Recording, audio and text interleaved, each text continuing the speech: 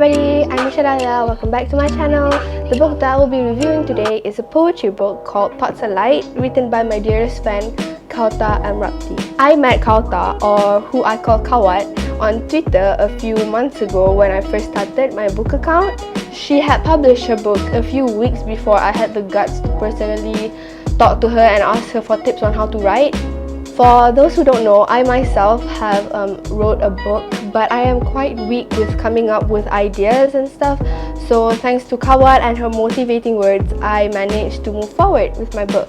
She is the most sweetest, down-to-earth person ever, always spreading positivity on my timeline, and I love her so much.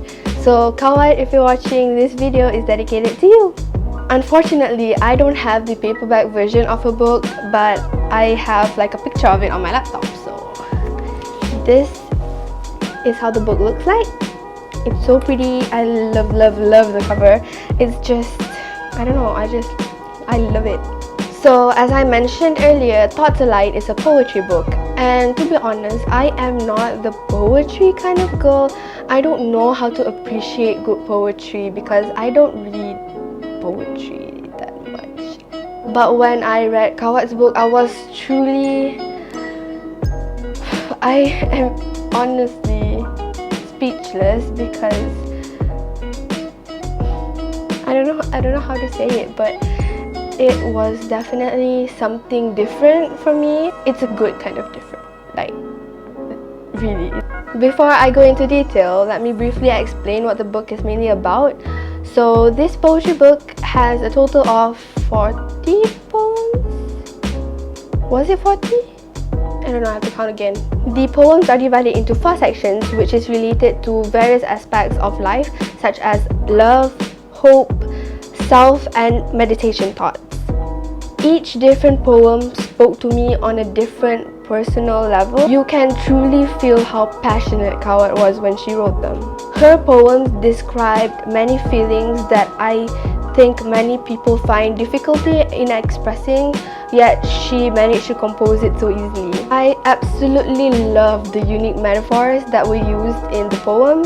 It has managed to explain my feelings, emotions, and other elements that were super important, and has created a deep impact on how I see things from my perspective. They were definitely thought-provoking. The language used is simple, but the emotions were beautifully expressed. So I'm gonna read different stanzas or lines from different poems from this book. This is from the poem named Among the Meadow. She became his white dove when heavens disappeared into a roar. Her glowing wings kept him ashore, soaring above the depth of darkness. The next one is from the poem Under a Hope Thought. I always see cherry blossoms as a gift of spring, a gift from life to show us that new things, new chances, new opportunities are awaiting us. As a new season is among us, I am and forever will be a strong believer in fate, in the beauty of signs, a flower blossoming, a shamrock or flower petal swaying in the blue sky. This next one is also from the same poem. Even though things become dull, there will always be new sparks, new colors, new flowers, new blossoms in our lives. Admire nature's wink. Take a deep breath, embrace the pattern of eternal and soothing renewal. Rebirth as your own inner spring. Let your soul flourish new blossoms. Let your mind free itself from the broken branches.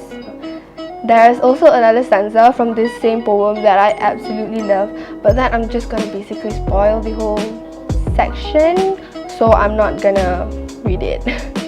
My favorite from the 4 sections would probably be the Hope Thoughts and the Self Thoughts poems. When I read them, I was absolutely mesmerized and was in complete shock because of how it has taught me to view certain things. It was truly an eye-opener, and I could relate to every single thing that Kawat has been expressing through her poems. These poems also taught me to just basically be myself and to not let any failure or disappointing moments in my life define who I am. It has also taught me to never give up. For the sun always rises. You will get better. You will overcome the storms. Shine your own light. Don't let the dullness of others destroy your inner fest of colors. Kawtar has this amazing selection of words. As I am not used to reading this kind of books, it was definitely something refreshing for me. It made me realize on how I should think of things more positively.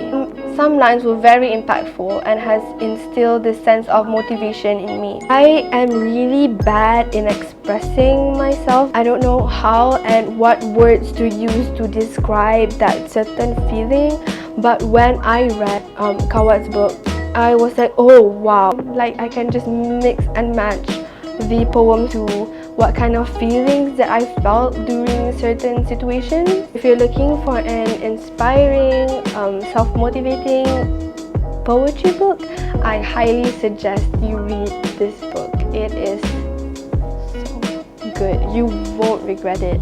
Before I end this video, I would like to say one more thing. The fight is still not over yet. Black lives will always matter. Today, tomorrow, and forever will be a lot of petitions in the description box down below, so please feel free to sign them. It will only take less than a minute.